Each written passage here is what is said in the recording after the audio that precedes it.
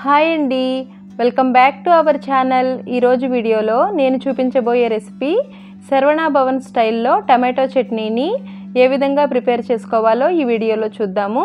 ముందుగా స్టవ్ మీద ప్యాన్ పెట్టుకుని ఒక 4 స్పూన్ల వరకు ఆయిల్ వేసుకుని, ఆయిల్ వేడైన తర్వాత ఒక 6 పొట్టు తీసేసిన వెల్లుల్లి వేసుకుని కొన్ని సెకండ్ల పాటు ఫ్రై చేసుకోండి. ఇప్పుడు ఇందులోకి మీరు తినగలిగే కారానికి తగ్గట్టుగా ఎండుమిర్చి వేసుకుని కొన్ని సెకండ్ల పాటు కలుపుతూ ఫ్రై చేసుకోవాలి.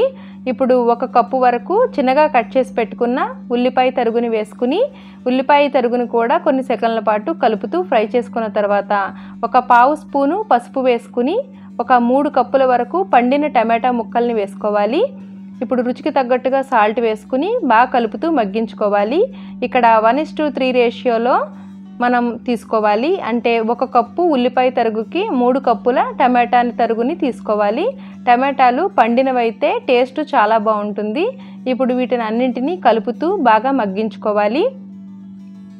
టమాటాలు బాగా దగ్గరగా ఉడికే వరకు కలుపుతూ మగ్గించుకున్న తర్వాత స్టవ్ ఆఫ్ చేసుకుని బాగా చల్లారబెట్టుకుని మిక్సీ జార్లోకి తీసుకోవాలి.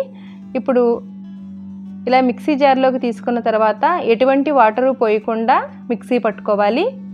ఈ విధంగా మెత్తటి పేస్ట్గా మిక్సీ పట్టుకున్న తర్వాత పోపు పెట్టుకోవడం కోసం స్టవ్ మీద ప్యాన్ పెట్టుకుని ఆయిల్ వేసుకోవాలి.